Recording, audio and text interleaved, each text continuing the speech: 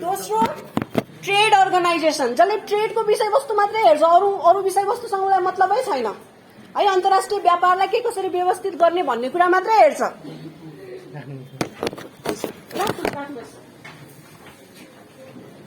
United nation, WTO, SAARC, अब चाहिँ यहाँ जाउँ साउथ एसियन युनिभर्सिटी। यस हजुर, म तपाईहरुलाई बुझाउँदैछु है के हो त अन्तर्राष्ट्रिय संस्था भनेको। सबैलाई थाहा छ युनाइटेड नेसन भनेको के हो भन्ने कुरा। It talks about so many things है। वर्ल्ड पिसदेखि ल्याएर होइन, देशहरूको सम्बन्धलाई चाहिँ के कसरी व्यवस्थित गर्ने भन्नेदेखि ल्याएर, ह्युमन राइटदेखि ल्याएर a lot of things is being discussed under the United Nation है। यसको नेचर हेर्नुहोस्। दोस्रो WTO, it does not concern about human rights. It does not concern about world peace. It just concern about the economic relationship that is existing between the nation. भन्नुको मतलब यो WTO ले काम गर्ने भनेको देशको आर्थिक सम्बन्धहरूलाई रेगुलेट गर्ने मात्रै हो। SAARC, यी दुईटा भन्दा कम्प्लिट फरक। SAARC को एक्जिस्टेन्स अरू ठाउँमा छँदै छैन। It just for the South Asian countries, 8 countries है। अझ तल आएर हेर्नुहोस्, यो त युनिभर्सिटी हो। It just a university. University international organisation हुन सक्छ, but it is also a international organisation. How will deal that? How? यसरी हेर्दाखेरि के देखिन्छ भन्दाखेरि इन्टरनेसनल अर्गनाइजेसनहरूको function, purpose is different. It is not similar. That's why international अर्गनाइजेसनलाई एउटा परिभाषा दिन it's a very difficult thing. तपाईले दिएको एउटा परिभाषाले it can not cover the variety international organization that is existing. So the first conclusion that we will draw is it's not possible to give a single definition to international organization. तपाईहरुको छ के अगाडि concept of international organisation भनेर है। जस्तो तपाईलाई संविधान के हो भन्दाखेरि तपाईले एउटा डेफिनेसन दिन सक्नुहुन्छ के, तर व्हाट इज इन्टरनेसनल अर्गनाइजेसन भन्दाखेरि it's very hard to give a single definition, because I said see the different nature organization. एउटाको संरचना, एउटाको फंक्सन अर्कोको भन्दा कम्प्लिट फरक छ। यसको अवस्थामा एउटा डेफिनेसनले काम गर्दैन. That's why it's nearly impossible to give a precise definition of international organization. अब प्रश्न आउँछ, गाह्रो भयो त डेफिनेसनै नभएको चिजलाई चाहिँ कसरी फाइन्ड आउट गर्ने त? अघि कसैले भन्दै हुनुहुन्थ्यो युनिभर्सिटी कसरी इन्टरनेसनल अर्गनाइजेसन हुन सक्छ हैन? अझ यहाँ अर्को ठाउँको न्याटो सुन्नु भएको छ? मिलिट्री अर्गनाइजेसन हो, 3वटा कन्ट्रीको, US, मेक्सिको, क्यानाडाको। Completely military organisation, no way related to United Nation. त्यसले गर्दा के छ भन्दाखेरि coming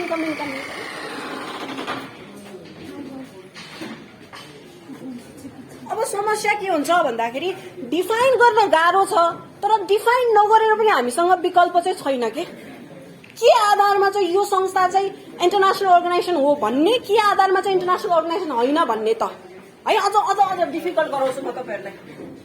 amnesty international, red cross, यो इन्टरनेसनल अर्गनाइजेसन हो तपाईको सिलेबसको पर्पजको लागि?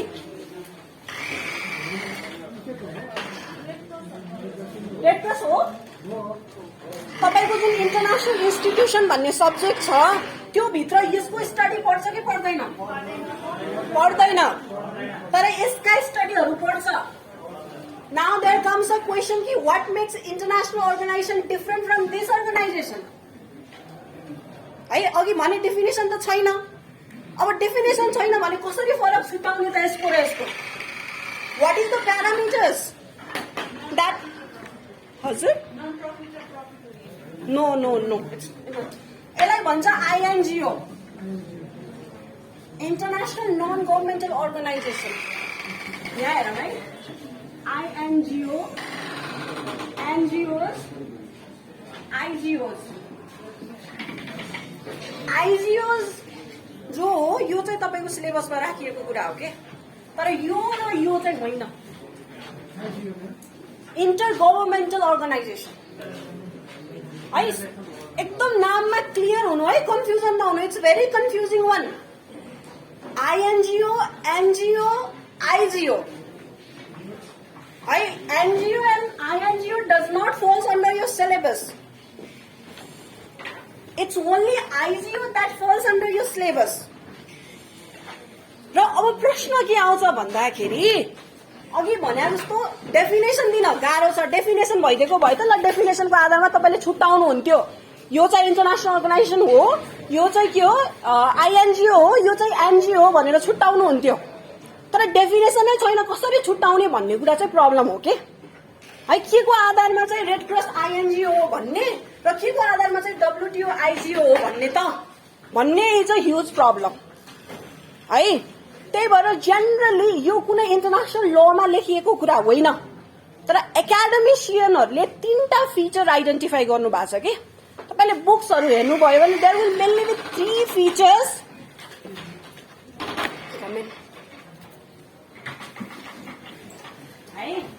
There will mainly be 3 features जसको बेसिसमा विल डिसाइड कि त्यो पर्टिकुलर चीज के हो. Either that is INGO or that is IGO or NGOs. Okay?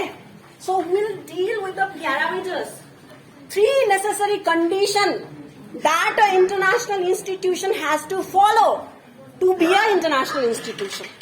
है, मेनली 3टा क्राइटेरिया छ जुन चाहिँ हेर्नुपर्ने हुन्छ हामीले कुनै संघ संस्था इन्टरनेसनल अर्गनाइजेसन हो कि होइन भन्ने कुरा डिसाइड गर्नलाई. सो पहिलो, the first one, it is created by states. राज्यहरूले बनाउँछ. अन्तर्राष्ट्रिय संघ संस्था is made by the agreement of between the state. राज्यहरूले गरेको सम्झौता अनुरूप नै इन्टरनेसनल अर्गनाइजेसन बन्छ. This is the first condition.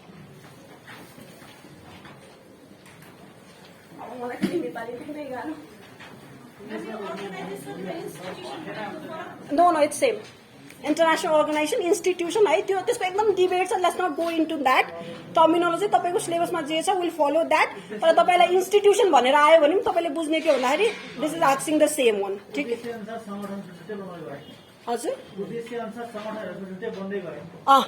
त्यही भएर के भयो भन्दाखेरि अब तपाईले इन्टरनेसनल अर्गनाइजेसनको स्टडी गर्नुभयो भने मैले भने नि सबैको प्रकृति फरक छ के. त्यसले गर्दाखेरि एउटा डेफिनेसनले काम गर्ने अवस्था छैन. अब डेफिनेसन त छैन, तर प्रब्लम के भन्दाखेरि डेफिनेसन नभएको अवस्थामा तपाईले कसरी छुट्याउने हुन्छ त. रेड क्रस चाहिँ INGO हो, तर WTO चाहिँ IGO भन्ने कुरा तपाईले कसरी छुट्याउनुहुन्छ भन्ने प्रब्लम हो. त्यसमा यो कुनै इन्टरनेसनल लमा लेखिएको कुरा होइन, तर तपाईले स्कलरली बुक्सहरु पढ्नुभयो भने there are 3 criteria generally followed to see कि त्यो पर्टिकुलर संस्था तपाईको सिलेबसमा राखिएको इन्टरनेसनल इन्स्टिट्युसन हो कि होइन भन्नलाई है. The first one is it is created by the agreement between the state. मतलब राज्यहरूले यसलाई क्रिएट गर्ने हो, राज्यहरूद्वारा क्रिएट हुन्छ.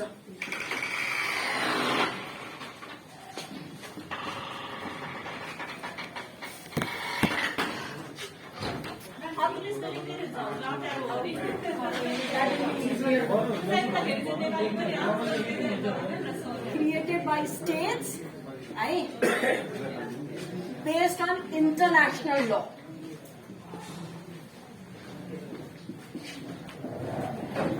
International law. हेर्नुस् है, अब यसले चाहिँ डिफरेन्शिएट गर्छ. तपाईलाई थाहा छ रेड क्रस कसरी इस्टाब्लिश भएको छ?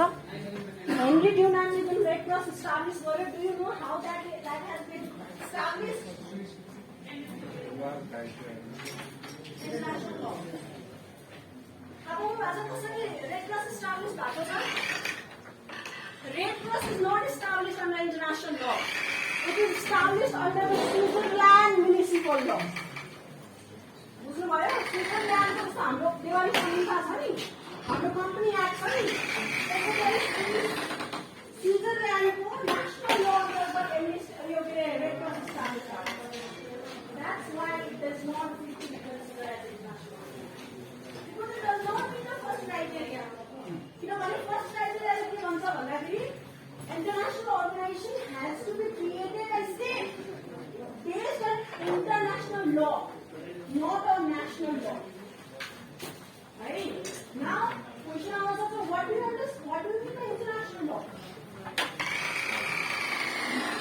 भइसक्यो नि होइन इन्टरनेसनल ल त What is international law? What are the sources of international law? भन्नुहोस्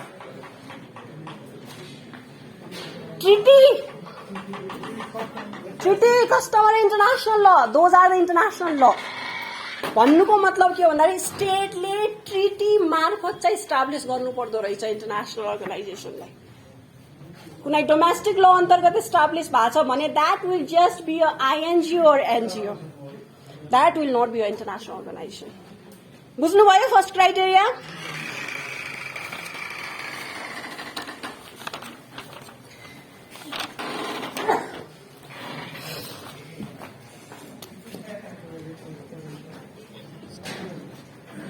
अब योमा मैले खास यो दुईटा क्राइटेरिया हो तर मैले एउटैमा तपाईले बुझाए. एउटा चाहिँ स्टेटबाट क्रिएट हुनुपर्छ, अर्को चाहिँ इन्टरनेसनल ल अन्तर्गत इस्टाब्लिस हुनुपर्छ है.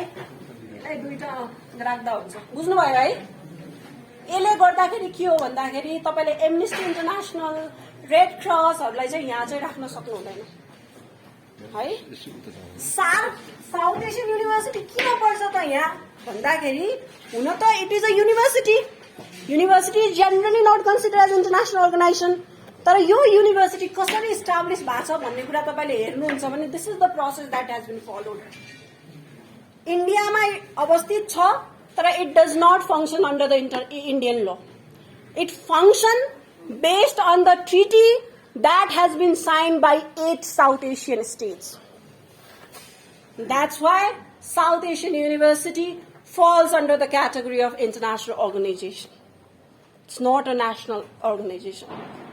So as the United Nations University, which is located in Japan. त्यही भएर इन्टरनेसनल अर्गनाइजेसनलाई बुझ्दाखेरि जस्ट युनाइटेड नेसन मात्रै हो भनेर दिमागमा राख्नु भयो भने that is a false understanding of international institution. International institution is a very weak term. So many things will come under it. Hey, OPEC. सुन्नु भएको छ OPEC? That is also an international organization.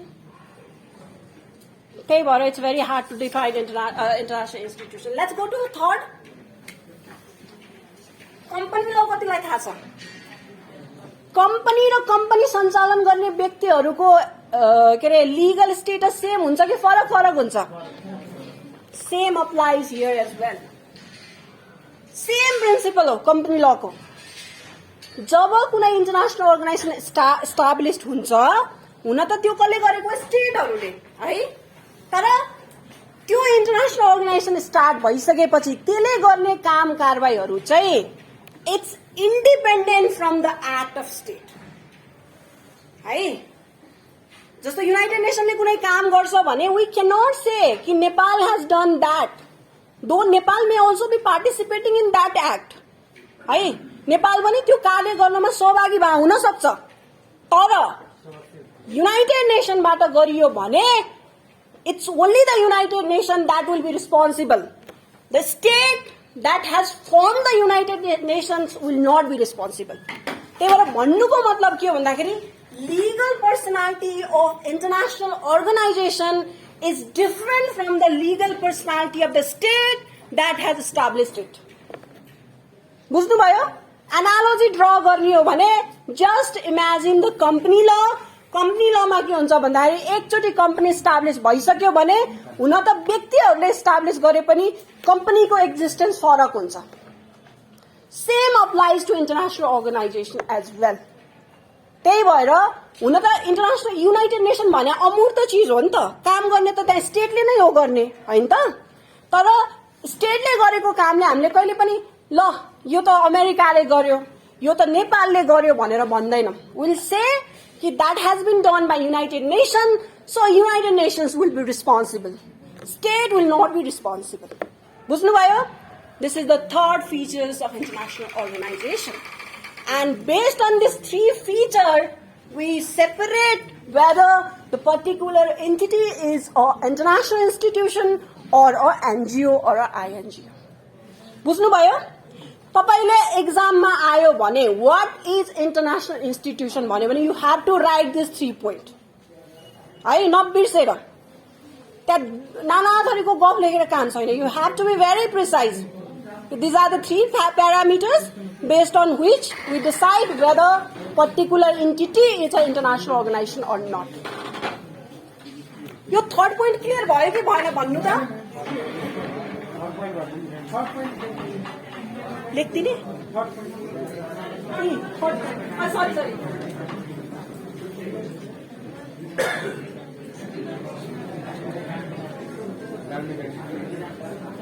बुझ्नु भएको छैन हो?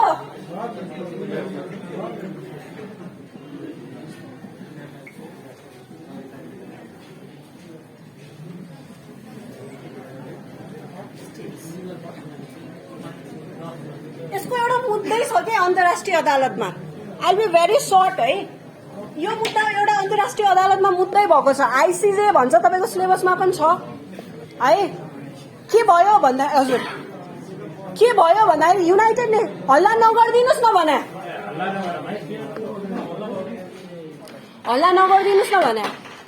I will get very much distracted.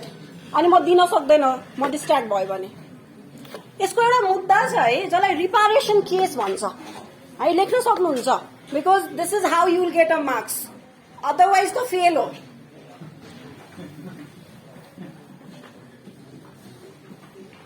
आइसिजे पढ्दा पनि काम लाग्छ है.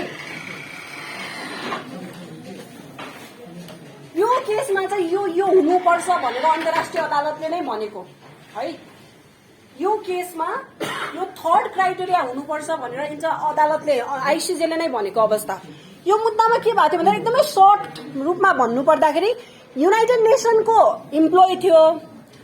इराकमा गएको बेला उसलाई मारियो है. मारिसकेपछि के भयो भन्दाखेरि युनाइटेड नेसनले मुद्दा हाल्यो. के भनेर भन्दाखेरि मेरो कर्मचारीलाई मारिएपछि मलाई चाहिँ के भयो भन्दाखेरि आघात पुग्यो है. त्यही भएर मलाई क्षतिपूर्ति दिनुपर्छ त्यो स्टेटले जहाँ चाहिँ त्यो व्यक्ति मारियो भनेर मुद्दा हाल्यो है. मुद्दा हालिसकेपछि जुन त्यो स्टेट थियो जहाँ चाहिँ त्यो व्यक्ति मर्या थियो त्यसले के भन्यो भन्दाखेरि तैँले के त मुद्दा हाल्न पाउँदैनस्, किनभने त्यो व्यक्ति जो मर्यो नि उसको देशले पो हाल्ने हो त, तैँले किन हाल्ने, तँलाई त हाल्ने अधिकार क्षेत्रै छैन भनेर भन्यो के. अनि कोर्टले यसमा के भन्यो भन्दाखेरि इन्टरनेसनल अर्गनाइजेसनहरूको पर्सनालिटी स्टेटको भन्दा फरक हुने भएको हुनाले अनि त्यो मर्ने व्यक्ति के हो भन्दाखेरि युनाइटेड नेसनको इम्प्लोइ भएको कारणले चाहिँ के हो भन्दाखेरि United Nation have a right to file a case भन्यो के. So from this very case this principle this features of international organization has been established है. यसरी चाहिँ तपाईँले इन्टरनेसनल अर्गनाइजेसनको डेफिनेसन लेख्ने भयो भने यसरी चाहिँ आउने. यहाँसम्म क्लियर? फर्स्ट तपाईँको फर्स्ट सिलेबसको first topic completed. Now let's go to the second topic, functions of international organization. Why we need an international organization? एकदमै सुनिरहेको कुरा भन्नुस् त. why?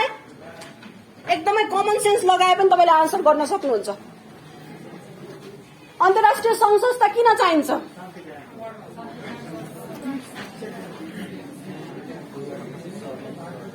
यो आउन सक्छ है.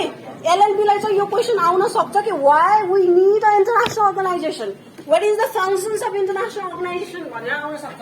तपाईँले यसलाई फङ्सन्स भन्नु, यसलाई पर्पस भन्नु, यसलाई ऱ्यासनल भन्नु, everything is same. Yes objective भन्नु जे भने पनि सेम. जेनरली हाम्रो नोसन के छ भन्दाखेरि हामीले युनाइटेड नेसन चार्टरको हिसाबले चाहिँ अब्जेक्ट प्रिन्सिपल प्रपोज डिफाइन गर्छौं. तर मैले भने United Nation is not only the international organization, there are so many organization. त्यही भएर while seeing their objective we have to be very broad है, एकदमै व्यापक वेमा चाहिँ सोच्नुपर्छ. and there are mainly 2 theories जसले चाहिँ यसको फङ्सन्सको बारेमा कुरा गर्छ. one is functional theory, okay, second is realist theory. यसरी तपाईले गफ हान्नु भन्दा यसरी तपाईले पोइन्ट लेख्नु भयो भने मार्क्स आउँछ के. गफ सबैले लेख्छ and checker are very much aware केले गफ हानेको भनेर थाहा पाउँछ है. These are the 2 theories that the international community generally preached while talking about the functions of international organization है. अब यो दुईटा थ्योरीले के भन्छ त भन्नु ठ्याक्कै अपोजिट छ. र तपाईले ठ्याक्कै रिलेट गर्न सक्नुहुन्छ अहिलेको हाम्रो इन्टरनेसनल कन्टेक्स्टमा। पहिलो थ्योरीले के भन्छ भन्दाखेरि इन्टरनेसनल अर्गनाइजेसन किन पनि चाहिन्छ भन्दाखेरि अहिलेको वर्ल्ड भनेको it's a very complex world, isn't it? हैन, छैन त भन्नु त? The world is so much complex, एकदमै कम्प्लेक्स लाग्दैन? There are so many disputes between the states है। कहिले सिरियाको इस्यु, कहिले अफगानिस्तानको इस्यु, कहिले क्लाइमेट चेन्जको इस्यु, कहिले के भन्ने, कहिले हाम्रो यो सीमा अतिक्रमणको issue, environmental degradation issue. There are so many issues in international realm, isn't it? And यो सबैले गर्दा इन्टरनेसनल रिलेसन कति डिफिकल्ट भएको छ लाग्दैन तपाईहरुलाई है? हेर्नु त अस्तिको त्यति सीमाको विवादले कत्रो चर्को मच्चायो है। क्लाइमेट चेन्ज कन्फरेन्स भर्खर भयो, मान्छेहरु कति चासो देखाएको क्लाइमेट चेन्ज कन्फरेन्सको लागि है। के हो भन्दाखेरि इन्टरनेसनल रिलेसन तपाईले अहिले हेर्नुहुन्छ भने it's becoming very complex and very difficult. So many disputes are there between the states है। कति थोरै मात्रै हामीले न्यूजमा सुन्ने, तर एभ्री डे लाइफमा states are in conflict with each other, though that may not come in मिडियामा नआउन सक्छ, तर there are so many disputes. त्यही भएर फर्स्ट थ्योरीले के भन्छ भन्दाखेरि since there are so many dispute, यदि स्टेटलाई मात्रै ह्यान्डल गर्न दियो भने त they will never come out with a solution, never है। एउटा स्टेटले भन्छ म ठुलो, अर्को स्टेटले भन्छ म ठुलो, त्यो गर्दाखेरि the problem will never be solved out. That's why international organisation is needed, because यो एउटा यस्तो फोरम हो जसले चाहिँ स्टेटहरूलाई एटलिस्ट नेगोसिएसनमा आउने वातावरण त बनाउँछ, कुरा गर्ने वातावरण त क्रिएट गर्छ। त्यसले गर्दाखेरि the first functions why international organisation is needed भन्दाखेरि to cooperate for solving the international problems. बुझ्नुभयो? This is the first rationale why international organisation is needed. So the ultimate, अघि पिसको कुरा गर्नुभयो कसैले है, कसैले इकोनोमिक कोअपरेसनको कुरा गर्न सक्नुहोला, that all comes under the broad topic of cooperation. त्यही भएर the first function that international organisation is needed to live is cooperation है। त्यही भएर यो जति पनि हामीले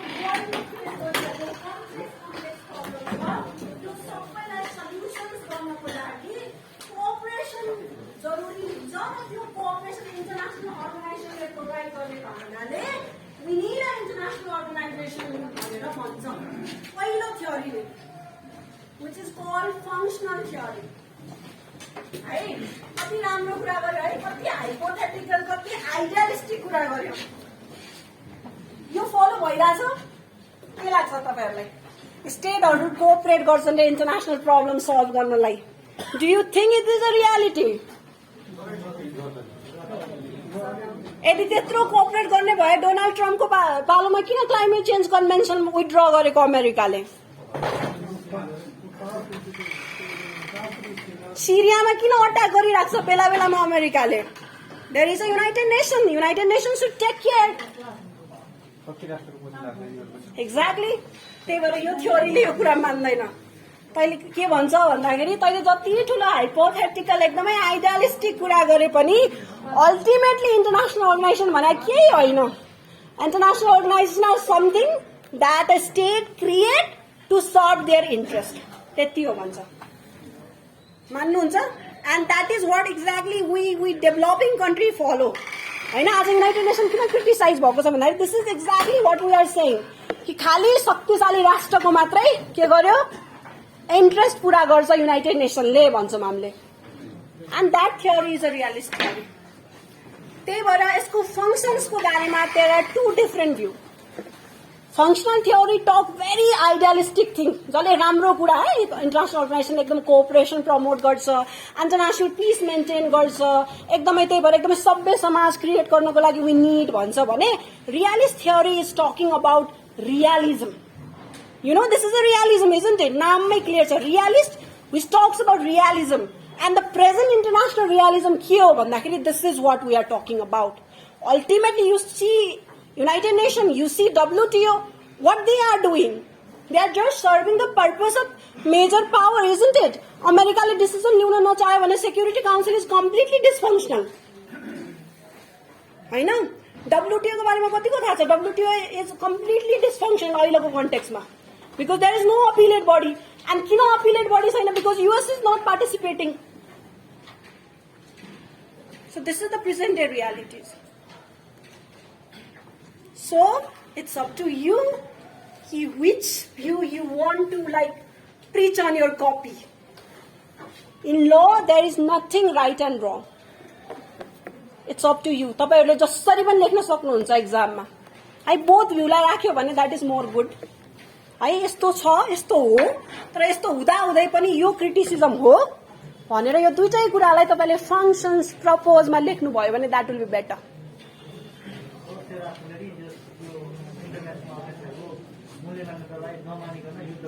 आफ्नो आफ्नो इन्ट्रेस्टको लागि युज गर्छ. युद्ध गर्दा भन्दा पनि के भन्दाखेरि आफ्नो स्वार्थ परिपूर्ति गर्नको लागि युज गरिरहेको देखिन्छ के. है जस्तो युनाइटेड नेसनको हेर्नुस् न, युनाइटेड नेसनमा 5 वटा स्टेटलाई के छ, भिटो पावरको अधिकार छ है. अब युएसले चित्त नबुझेको मुद्दामा उले भिटो लगाइदिन्छ के. भिटो लगाइदिने बित्तिकै के हुन्छ भन्दाखेरि युनाइटेड नेसनले डिसिजन गर्नै सक्दैन. अनि डिसिजन गर्न नसके भने के भयो त? त्यत्रो युनाइटेड नेसन क्रिएट गरेको काम के भयो?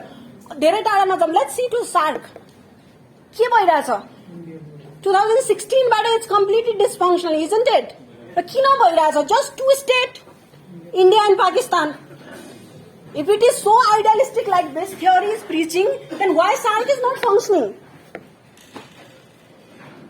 Do we have an answer? No.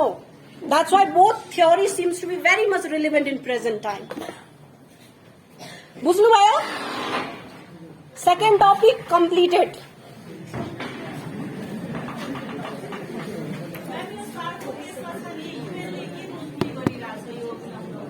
Nothing. It's like a SAARC is 8 country को organization, so it's entirely this 8 country that will play the role. And just because 2 country are antagonistic to each other,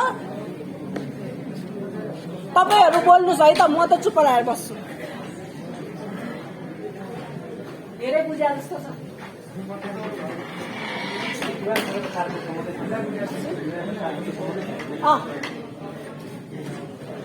That they can be observer status उनीहरुले लिन सक्छ, तर त्यस्तो त्यो decision मेकिङमा they does not have a right.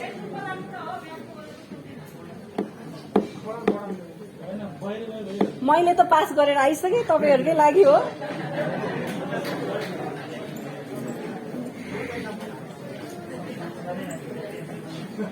So let's go to the third topic. Classification. United Nations मा आउला है. पहिला क्लासिफिकेसन. यो तपाईको फर्स्ट टपिकबाट जनरली 20 मार्क्स क्वेशन आउँछ के. त्यही भएर you need to know everything, थोरै थोरै भए पनि है.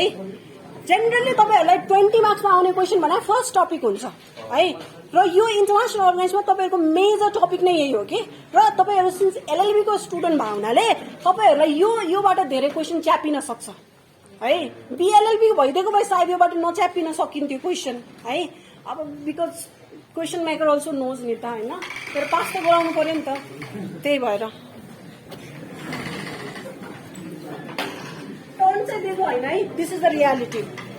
त्यही भएर तपाईहरुलाई धेरै हार्ड पढायो भने फेरि गाह्रो हुन्छ कि. क्लासिफिकेसन अब आयो.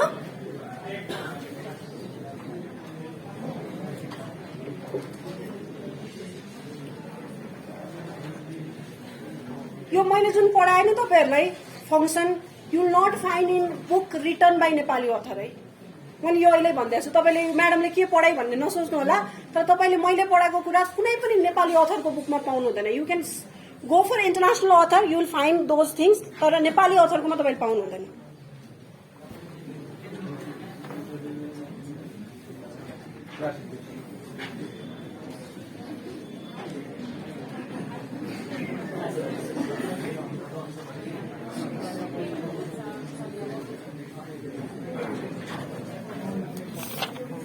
यसपछि म युनाइटेड नेसन र लीगको कुरा गर्छु है.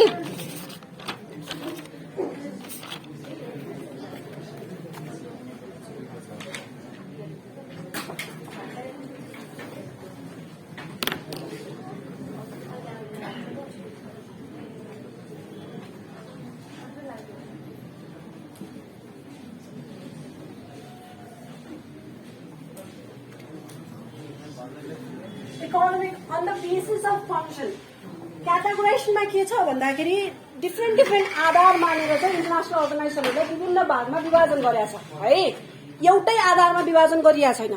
त्यही भएर के हुनसक्छ भन्दाखेरि यो आधारमा परेका अर्गनाइजेसनहरू त अर्को आधारमा पनि रिपिट चाहिँ हुन सक्छन् है, तर आधार चाहिँ अलग अलगको आधारमा चाहिँ अर्गनाइजेसनहरूलाई क्याटेगोराइजेसन गरेको छ। पहिलो आधार भनेको फङ्सन्सको आधारमा है, त्यो संस्थाले त्यो अन्तर्राष्ट्रिय संस्थाले के काम गर्छ भन्ने आधारमा चाहिँ इन्टरनेसनल अर्गनाइजेसनलाई पहिलो इकोनोमिक अर्गनाइजेसन भनेर, दोस्रो organization related to peace and security भनेर,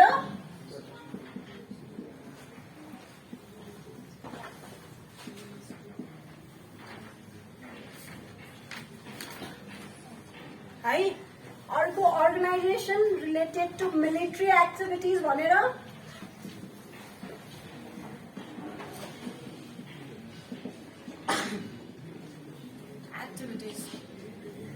है। तर यो जुन क्याटेगोराइजेसन छ नि इट्स अ भेरी अनसाइन्टिफिक है, जेनरली तपाईँले बुकमा पाउन सक्नुहुन्छ, तर this classification is not scientific in the sense कि कहिले त यहाँ पर्ने यहाँ पनि पर्छ कि यहाँ पर्ने यहाँ पनि पर्छ। एक्जाम्पल युरोपियन युनियन के हो यो यसको इस्टाब्लिस तपाईहरु हेर्नुभयो भने सुरुमा यो as a economic organization establish भएको, तर अहिले it is also a political organization isn't it. त्यही भएर के छ भन्दाखेरि हुन त यो तपाईले एकाडेमिक राइटिङ्सहरुमा पाएको कुरा हो, तर अहिलेको कन्टेक्स्टमा अर्गनाइजेसनहरुको फंक्सन बढ्दै जाँदाखेरि र अहिलेको जमानामा के भएको छ भन्दाखेरि पोलिटिकल के हो, इकोनोमिक के हो, सोशियो कल्चरल हो भन्ने के हो भन्ने कुरै के भइसक्यो भन्दाखेरि डिस्टिंक्सन ब्लर भइसक्यो के है। वुमेन्स राइट टु प्रपर्टीलाई तपाईले केमा राख्नुहुन्छ? Is it a social issue or a political issue? It's very difficult to say isn't it.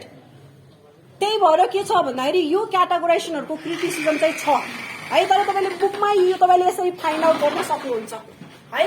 Economic organisation जसले इकोनोमिक एक्टिभिटिजहरु गर्छ, मैले भने डब्ल्युटीओ, युरोपियन युनियनलाई पनि तपाईले मान्न सक्नुहुन्छ किनभने पहिलो एस्टाब्लिस त्यसरी नै भएको हो। दोस्रो रिलेटेड टु पीस सँग काम गर्ने, जसमा तपाईले लीग अफ नेसन, युनाइटेड नेसन्सलाई राख्न सक्नुहुन्छ है। तेस्रो military, NATO, mainly NATO is the example है। यो बेसिसमा चाहिँ यसरी चाहिँ हामीले क्याटेगोराइजेसन गर्न सकिन्छ। तर अघि पनि मैले भने यसको क्रिटिसिजम के हो भन्दाखेरि अहिले वर्ल्ड कम्प्लेक्स भए सँगसँगै it is very difficult to distinguish what is military, what is political, what is socio economic. So sometime the organisation that is falling here may also fall here है। तर for the sake of academics you can write this. Clear here?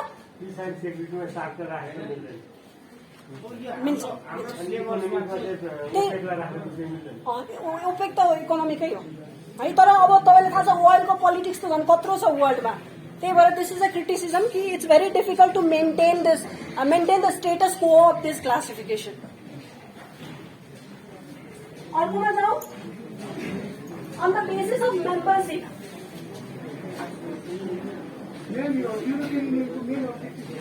खास economic हो, तपाईले यसको इस्टाब्लिसमेन्टको सिचुएसनमा हेर्नुभयो भने इकोनोमिक कोअपरेसन, युरोपियन कन्ट्रिजहरुको इकोनोमिक कोअपरेसन प्रमोट गर्न इस्टाब्लिस भएको हो।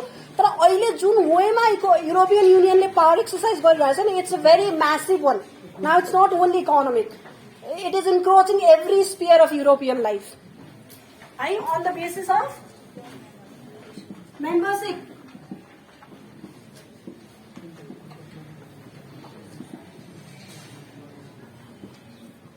युनिभर्सल, जसलाई ओपन मेम्बरशिप पनि भनिन्छ, ओपन मेम्बरशिप अर्गनाइजेसन।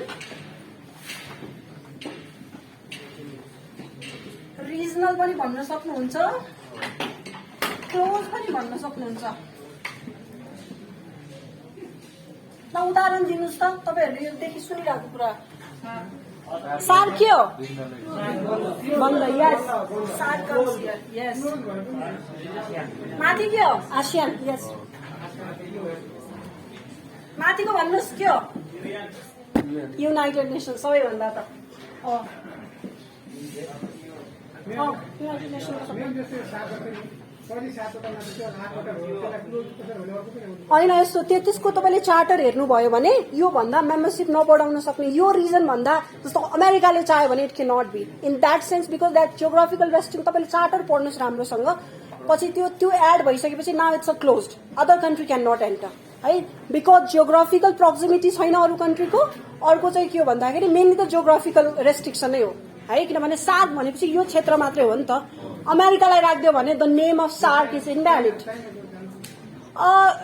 अहिलेसम्म सार्कको तपाईँले चार्टर हेर्नुभयो भने इट्स अ क्लोज अर्गनाइजेसन भोलि अब स्टेटले होइन यो काम गरेन let's make it let's reform जस्तो कन्स्टिट्युसन अमेन्डमेन्ट गर्छौँ नि त्यस्तै ट्रिटीलाई फेरि अर्को वेमा अमेन्ड गर्यो भने द्याट क्यान बी पोसिबल तर अहिलेसम्मको लागि इट्स क्लोज बुझ्नुभयो अर्कोमा जाउँ सुन्ने न अहिलेसम्म चाहिँ मेम्बरसिप भने जस्तो अरू स्टेटहरू मेम्बर हुन पाउने कि नपाउने भन्ने हो कि यसमा है तपाईँले युनाइटेड नेसन चार्टरको प्रोभिजन हेर्नुभयो भने त्यहाँ क्लियर के छ भन्दाखेरि जुनसुकै स्टेटले चाहे पनि it can be a member भन्ने छ कि है त्यसको मेम्बरसिप भन्ने प्रोभिजनमा हेर्नुहोस् युनाइटेड नेसन चार्टरको त्यहाँ क्लियर प्रोभिजन के छ भन्दाखेरि any state can be its member मतलब लाइक सबैले पारित गर्यो भने तर हाम्रोमा त्यस्तो एनीवन क्यान बी मेम्बर भन्ने सार्क चार्टरमा छैन कि है त्यहाँ क्लियरली के छ भन्दाखेरि this following countries are the members of shark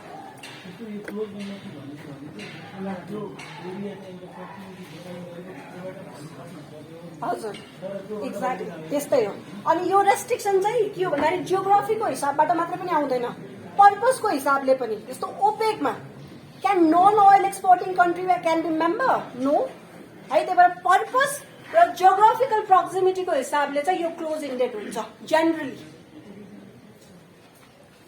जो पछाडि बस्नु भएको छ तपाईँहरूले सुन्नु र बुझ्नु भएको छ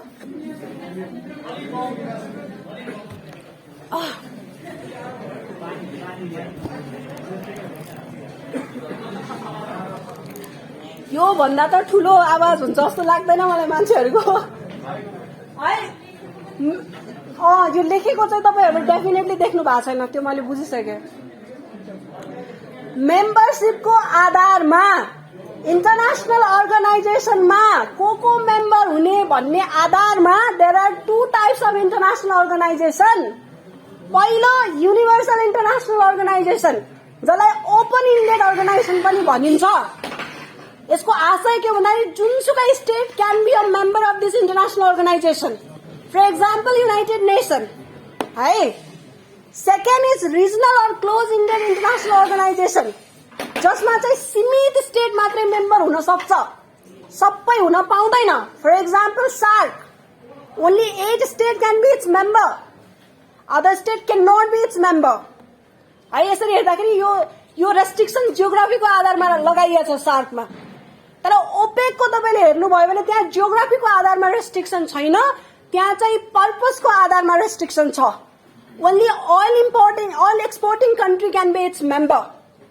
other country can not be त्यही भएर based on purpose or geography the restrictions can be imposed बुझ्नुभयो सुन्नुभयो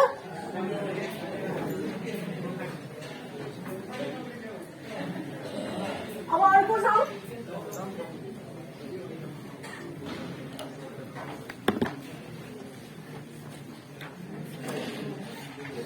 अर्को छ on the basis of authority हामीले भन्न मिल्छ on the basis of supremacy पनि भन्न सक्नुहुन्छ है तपाईँले सुप्रिमेसी और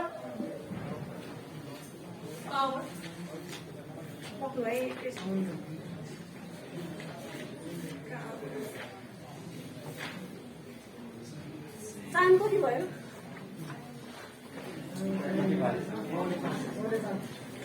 कति वर्षको हो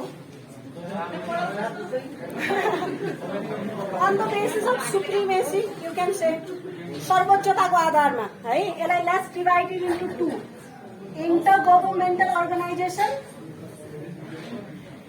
on the basis of supremacy international organization can be divided into two first intergovernmental organization सुनेन रे पछाडिको second supranational organization intergovernmental organization supranational organization?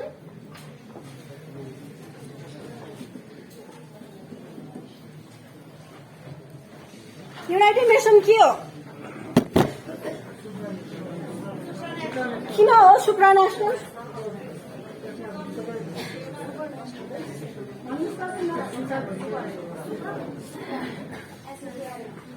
European Union के हो?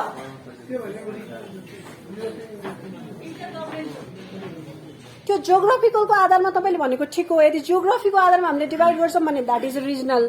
तर now this is not a जियोग्राफीको बेसिसमा भएको क्याटेगोराइजेसन। This is based on the power that the organisation exercise. So European Union is the only example till now of supranational organization. Yes. Let's try to define what the supranational organization means. Supra, super. मतलब स्टेटहरु भन्दा धेरै power भएको organisation. United Nations does not have a power greater than the state.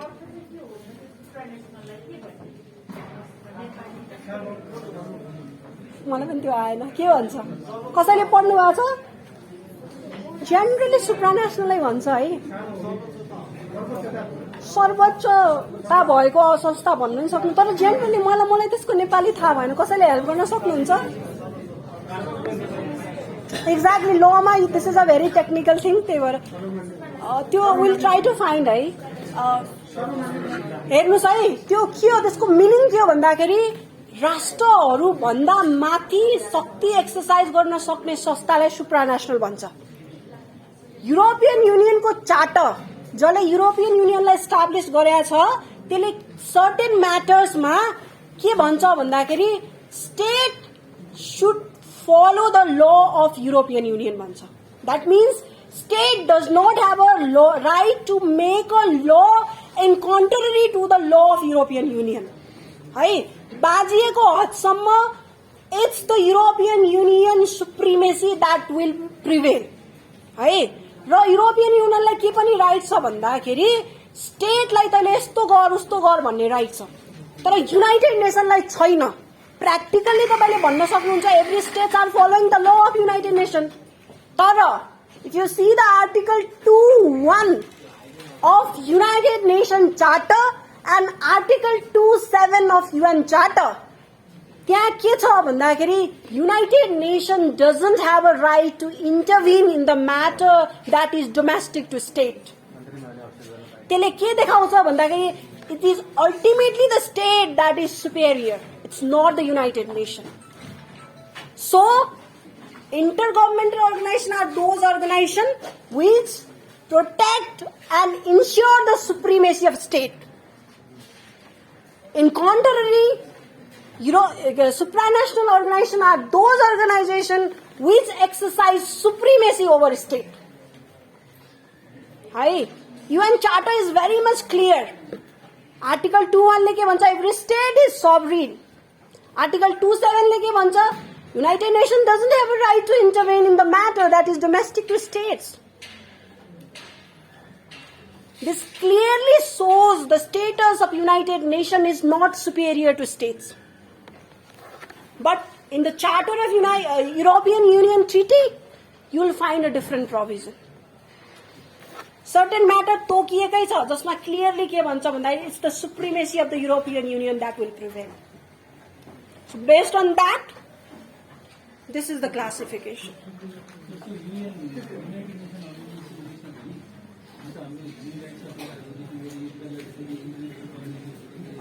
It's just a guide. है तपाईहरुले कतिको human right ट्रिटीजहरु follow गर्नु भएको छ जति ह्युमन राइट इश्यूजहरु छ नि जान्छ नो डाउट इन्टरनेशनल कम्युनिटीमा जान्छ डिस्कसन हुन्छ तर international community never give a decision to Nepal it just make a recommendation you know the difference between decision and recommendation are soft thing state can say no I will not follow this but when it is given as a decision you have to follow it compulsorily र तपाईले United नेसनको जति पनि mechanism छ treaty bodies all have a right just to pass a recommendation, not a decision making. That shows United Nations is not a supranational organization. बुझ्नुभयो?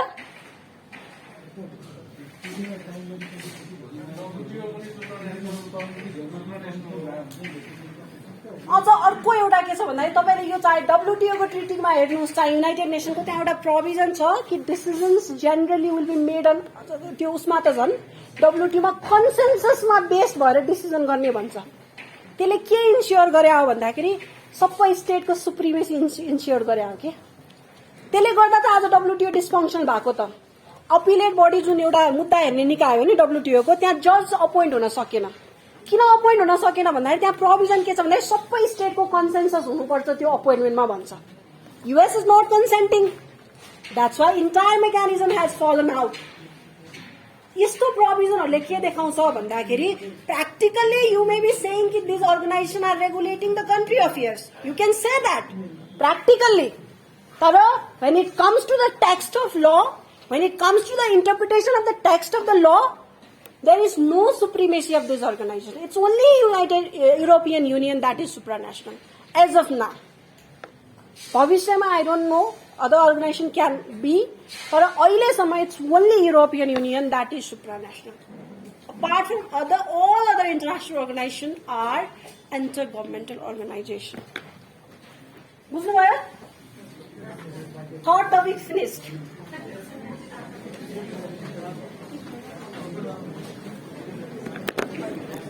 अब जाऊँ, let's go to history and we'll connect United Nations and League of Nations.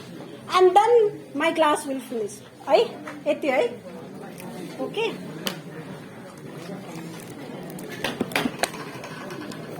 अब कथा पढे जस्तो हुन्छ है history पढ्दाखेरि।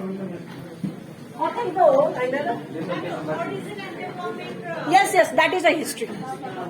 तपाईको युनिट 2 मा छ है? I'm covering that as well. Unit 2 मा historical background, Unit 3 मा it's a charter, United Nations and League of Nations.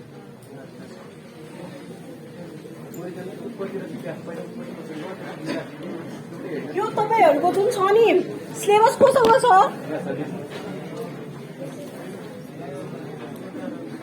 Holy Alliance, Consort of Europe, the Hague System, League of Nations.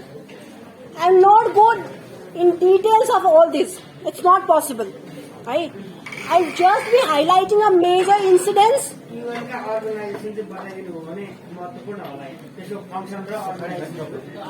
त्यो त धेरै पछाडी छ तर त्यसमा बताउनु पर्ने कुरा केही छैन। यु जस्ट ह्याभ टु तपाईले हेर्ने हो अनि त्यसको कपी गर्ने। तर विल डिस्कस पहिला एटलिस्ट तपाई एसेन्स त बुझ्नु कसरी आयो युनाइटेड नेसन हैन, के हो यसको आशय भनेर।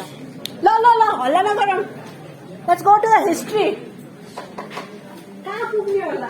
कति पछाडी पुग्ने होला हिस्ट्रीमा जाँदाखेरि?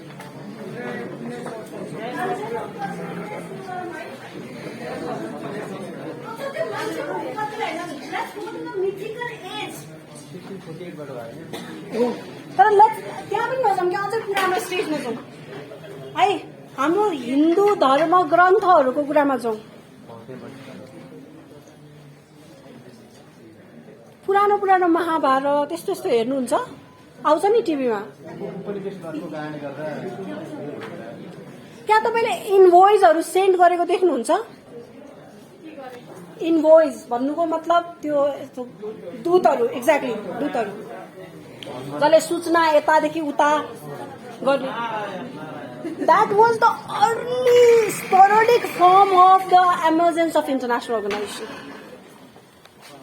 किनभने that shows somehow a cooperation that was required between the state. त्यो एउटा मसिया बनेर हैन खबर यताउता गर्नु। It was some form of exchange, isn't it? इन्फर्मेसनको एक्सचेन्ज होइन त त्यो? अहिले के हो इन्टरनेसनल अर्गनाइजेसनमा पनि त्यही त हो नि। Most of the international organisation are deliberative form, जाने हो कुरा गर्ने हो, एकले अर्कालाई कुरा भन्छ, एउटाले अर्कोलाई कुरा भन्छ। That is all about international organization. So if you have to trace the origin of international organization, you can trace to that period as well. It's up to you. तपाईले मान्न सक्नुहुन्छ I will not accept that. It's fine. तर you can relate with that as well. Right? This is a mythical time period.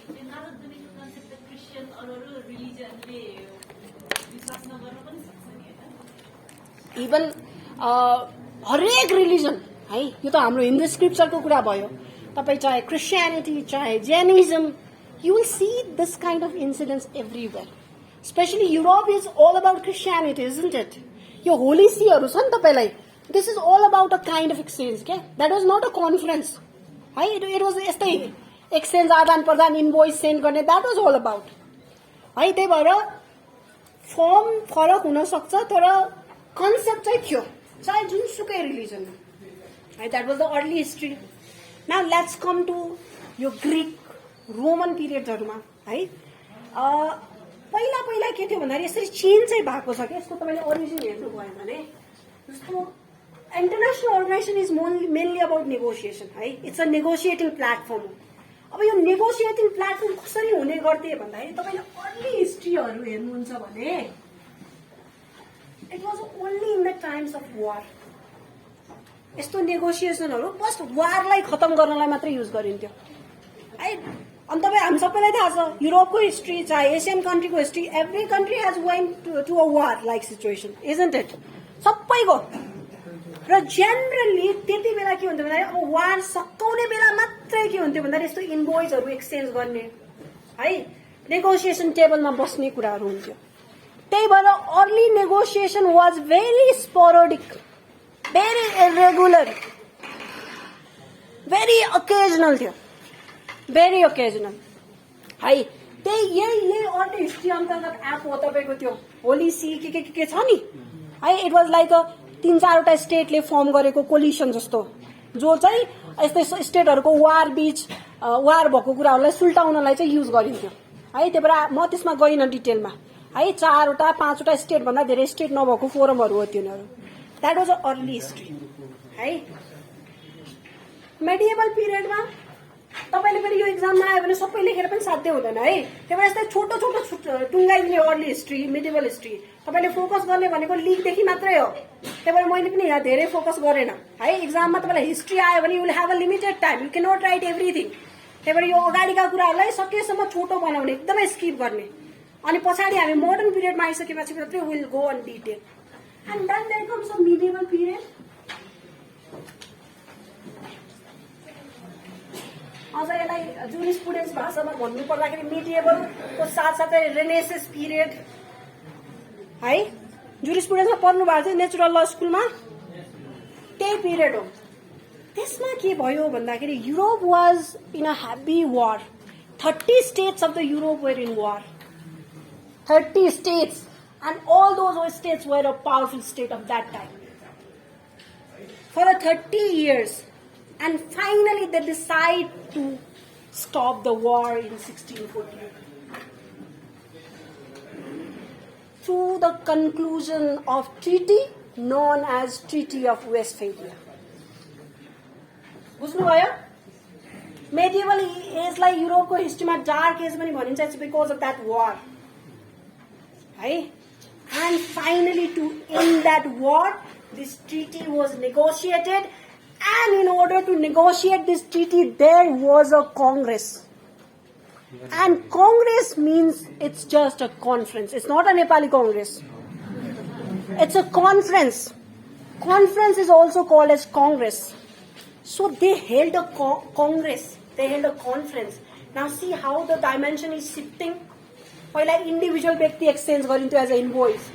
Now they have come to the stage where they are concluding a conference. बुझिराख्नु भएको छ है. व्यक्तिबाट सुरु भएको कुरा यहाँ आएर केमा परिणत भयो? कन्फरेन्समा.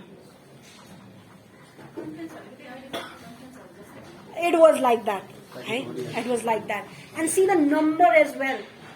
Hardly 4 or 5 states. Hardly 1 or 2 states. 30 states.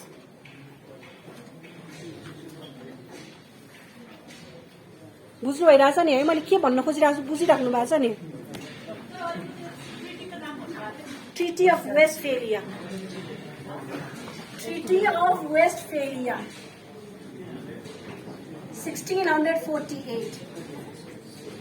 International लको डेभलपमेन्टमा, स्टेटहुडको कन्सेप्टको डेभलपमेन्टमा this treaty is landmark.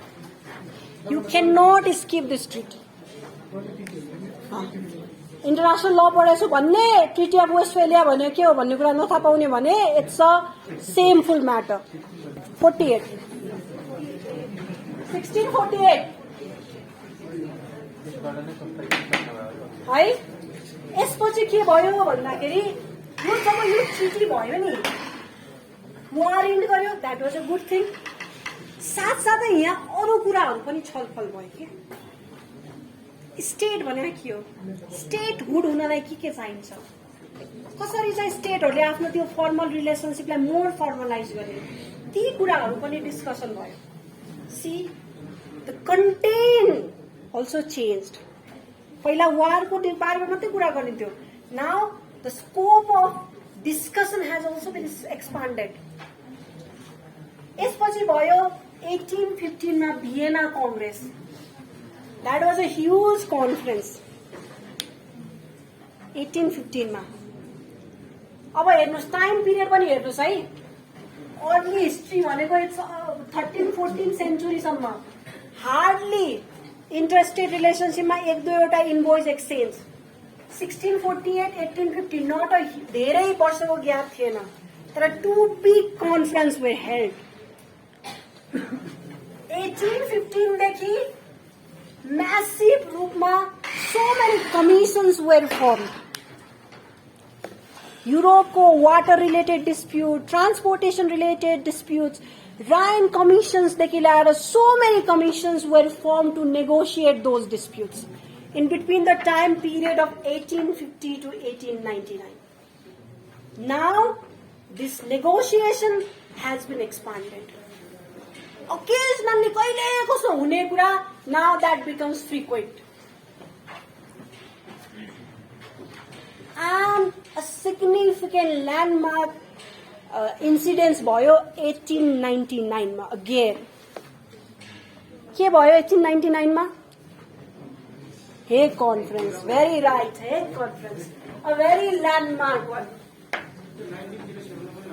Two Hague Conference, 1899 first, 1907 second. Third पनि हुने प्लान थियो, तर because of First World War, idea got dismantled. मैले मेजर मात्रै भनिरहेको छु. It's not necessary to read everything. Hague Conference 1899, 1907. किन यसको सिग्निफिकेन्स छ मलाई भन्नुस् त? Why Hague Conference is significant? यसको दुईटा एकदमै सिग्निफिकेन्स छ हेग कन्फरेन्सको. ल के होला भन्नुस्? एक्ज्याक्टली त्यो अलिक डिटेलमा भयो त्यो नसक्. यसको मेजर दुईटा सिग्निफिकेन्स छ के इन्टरनेसनल अर्गनाइजेसन र इन्टरनेसनल लमा. एउटा हेग कन्फरेन्सले डिफ्रेन्ट कन्भेन्सन दियो जसले चाहिँ ल अफ वारलाई रेगुलेट गर्यो है. किनभने यो टाइममा there was a massive war between the nation state है. जुन हाम्रो जनयुद्धको कुरा गर्छौँ नि, that was a internal arm conflict र इन्टरनेसनल आर्म कन्फ्लिक्ट थियो. यस्तै म्यासिभ है. International community was suffering from those wars. त्यो वारलाई व्यवस्थित गर्नलाई it laid down so many convention. It's not only one convention. There are so many international convention which you will study in international humanitarian ल है. And the second importance which is related to our course is it established permanent court of arbitration, which was a means to settle a dispute peacefully. जुन पहिला कहिले थिएन. Permanent court of arbitration. So institutional form दियो. Now see, सुरुमा इन्डिभिजुअलबाट सुरु भयो, दोस्रोमा स्टेटहरु gathering conference भयो, तर थर्ड स्टेजमा आइसक्दाखेरि now we have an institutional structure. This is how the development of international organization took place in international community from here to here. Permanent court of arbitration. Permanent court of arbitration. This is not a time where ICJ was there. This was not a time where PCIJ was there. Still established international organization in a concrete form, that was a permanent court of arbitration.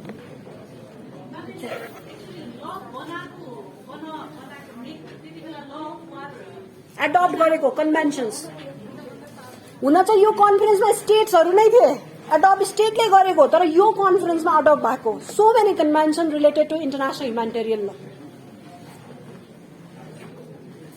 अब हेर्नुहोस् है सेप आउँदैछ है international अर्गनाइजेसनको आइरहेछ नि व्यक्तिबाट सुरु भएको कुरा कति राम्रो स्टेप भयो सायद हेग कन्फरेन्स थर्ड भइदिएको भए अझ राम्रो हुन्थ्यो होला कि अझ कन्क्रिट फर्म केही आउँथ्यो होला and it was stipulated to happen in 1940 but unfortunately 1940 is a dark in the history in the world history because First World War began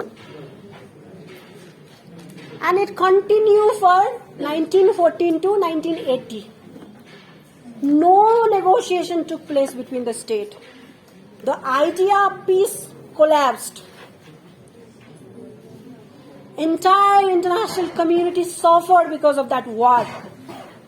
And finally, in 1918, a very famous person, Woodrow Wilson, he was from US, he propounded the idea of establishing a League of Nations.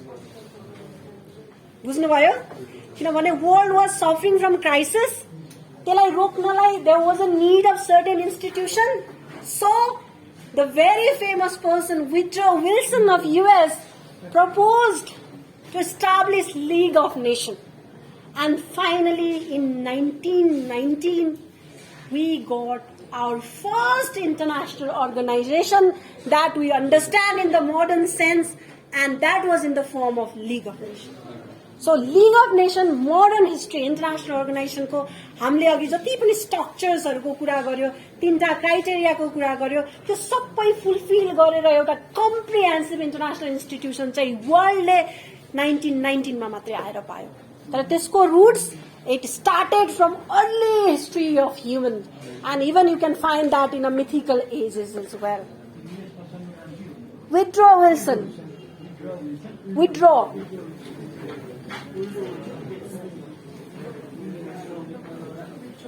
He was the American president at that time.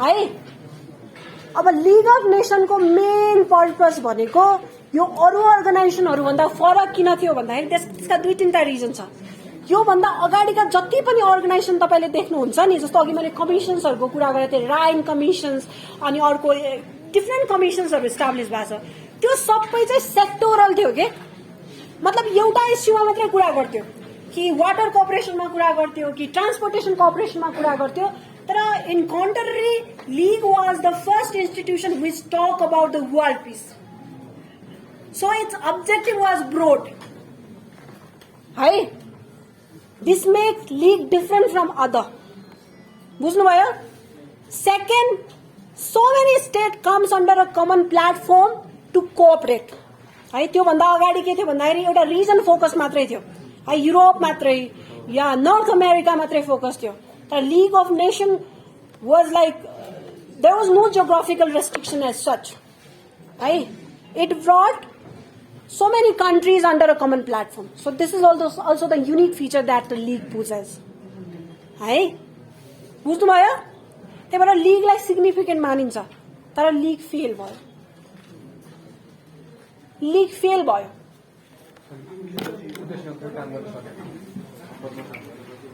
यो question आउन सक्छ है why League of nation was failed है यो आउन सक्छ यो question for sure आउँछ जस्तो मलाई लाग्छ लास्टमा निस्किँदाखेरि 63 थियो सुरुमा एस्टाब्लिश 42 बाट भएको तर लास्टमा यो जब डिसमेन्टल भयो त्यति बेला 63 थियो स्टेटिस्टिक त्यो फरक छ किनभने यस्तो के छ भन्दाखेरि यो कतिले यसको डिसमेन्टल 1946 मा मात्रै भयो भन्छ कतिले यसको डिसमेन्टल 1939 मै भयो भन्छ के त्यसले गर्दा मान्छेहरुको त्यो पर्सेप्सन फरक छ है त्यो number let's not go into number तर यसको मेजर फिचर भनेको म लेख्दिन्छु है लीगको main feature of league oh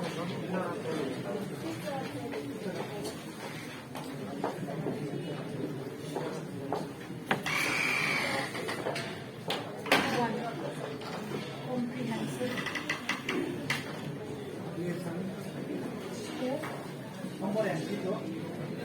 purpose. First feature of the league is comprehensive scope and purpose. है भन्नुको मतलब के हो भन्दाखेरि यसको जुन उद्देश्य थियो त्यो व्यापक थियो है। अरू अरू कमिसन्सहरू जस्तो खालि एउटा एरियामा मात्रै काम गर्ने यसको अब्जेक्टिभ थिएन है। It talk about the world peace, जुन हामीमा ठुलो टपिक हो। Everything falls under the peace, human right agenda falls under the peace है। And so many other things also falls under the peace, economic cooperation falls under the peace. त्यही भएर the objective, the scope of this organization was very broad in comparison to earlier organizations. First. Second,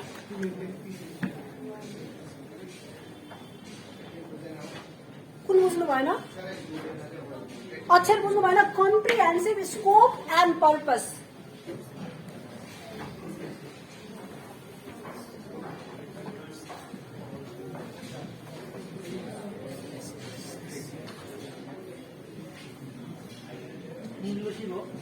Oh.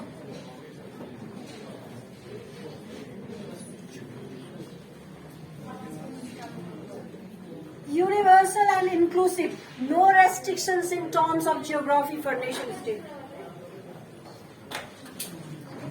Universal and inclusive, bracket भित्र no restrictions for state to its member in terms of geography.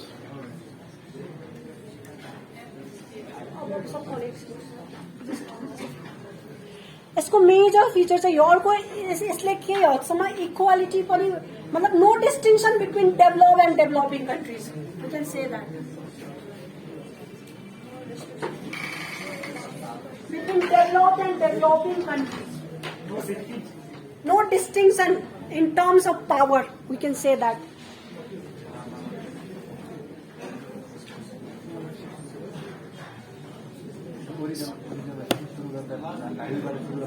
मिल्छ, तर त्यसलाई तपाईँले एकदमै थोरै राख्नुहोस् है, एकदमै कम. व्यक्तिमा त्यसपछि यसरी आयो भनेर लेख्दा हुन्छ. तपाईँसँग टाइम छैन, यो क्वेसन खालि 5 नम्बरको भन्दा you guys start from Hague conference है, त्यो भन्दा अगाडि जानु पर्दैन.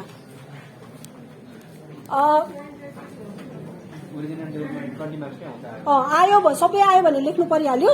कहिलेकाहीँ 5 नम्बरमा छोटो क्वेसन आयो भने it's better to start from Hague conference, time पुग्दैन कि है. यो चाहिँ मेजर फिचर थियो लिगको, तर यति हुँदा हुँदै पनि लिग फेल भयो कि है. Now let's come to why League fail. There is a statement है, League was doomed.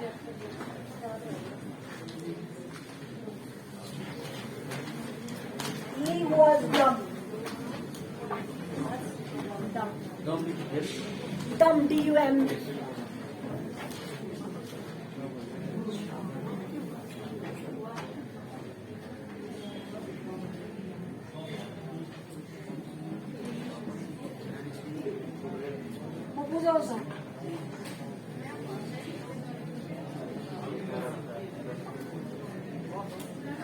League was dumb.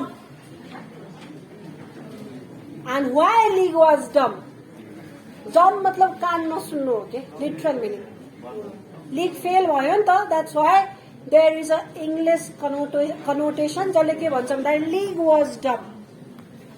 Now यो आउन सक्छ, यसमा छ के यसको, यो शब्दमा was dumb भन्नेमा there is a reason why league was failed. Each word has its full form. Okay? I'll say that.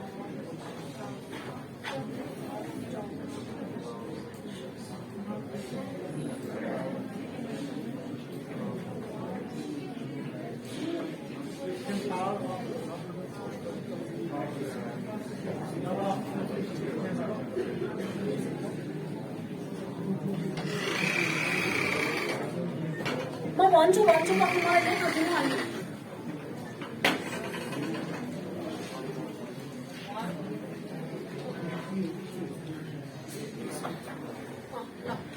Let's try to find out the meaning of this word. League was dumb. Let's go with the W. There is a full form. W को के हो? W represents he didn't have a major Western power as its member. First reason. Western power. Do you know to whom it is representing? It's US. Woodrow Wilson preached the idea of League. But interestingly, US was not a party of League. अब यत्रो ठुलो giant economy नै member नभइदिसकेपछि कुनै संस्था function हुन सक्छ? So this was the first reason why League was failed. हजुर? कुन चाहिँ? Great Depression.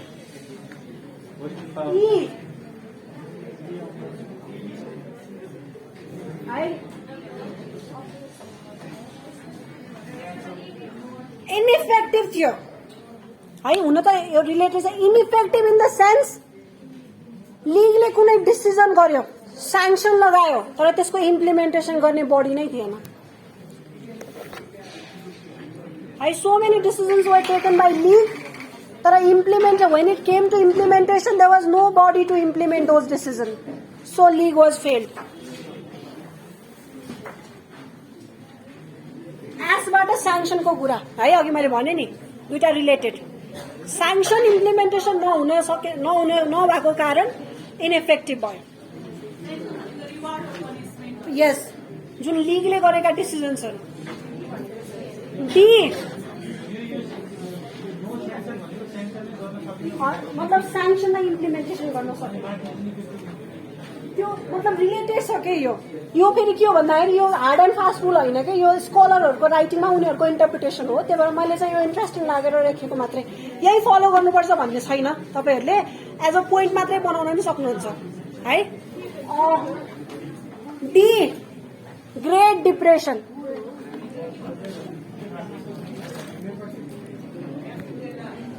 बुझेन? कुन बुझेन?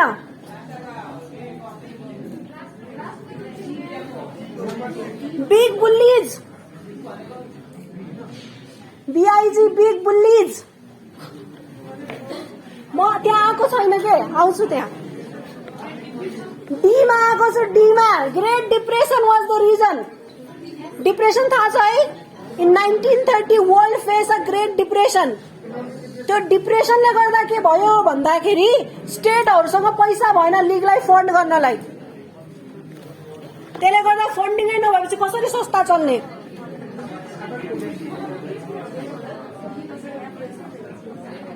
मैले सुनेन।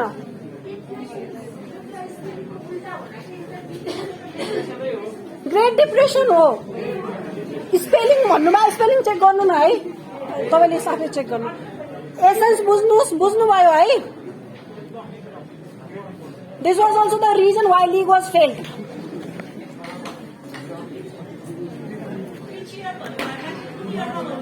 1929 तिर भएको थियो।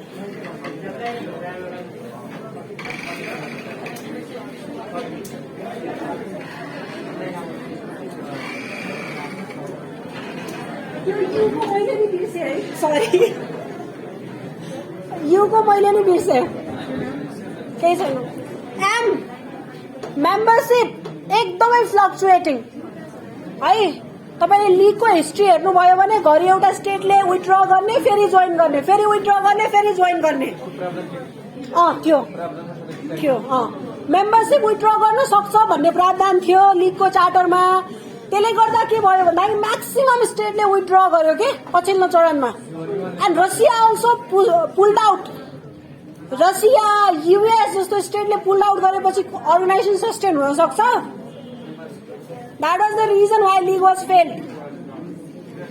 And big bullies भनेको के हो भन्दाखेरि जुन ठुलो ठुलो पावरफुल स्टेट थियो, जस्तो अहिले तपाईले सेक्युरिटी काउन्सिललाई ब्यालेन्स गरेछ नि त। सेक्युरिटी काउन्सिलले है ठुलो मेजर स्टेटहरूलाई एउटा ठुलो पावर दिएको कारण they are interested to be the part of United Nation. But लिगमा जस्तो थिएन।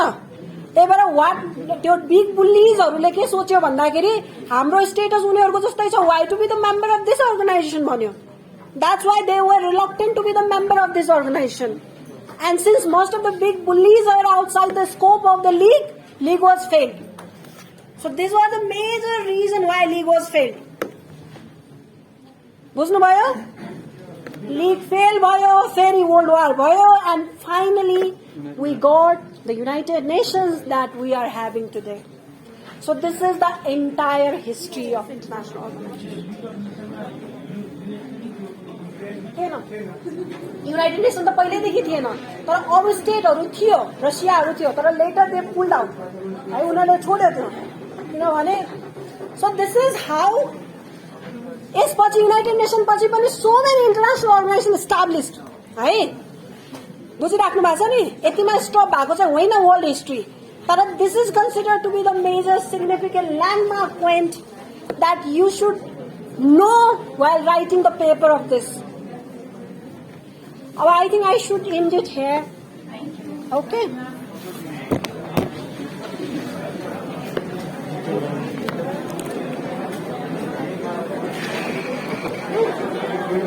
एकछिन है, एउटा नोटिस छ। एकैछिन हतार नगरौँ, भोलि पनि आउनु छ, सुन्नु न हजुरहरूलाई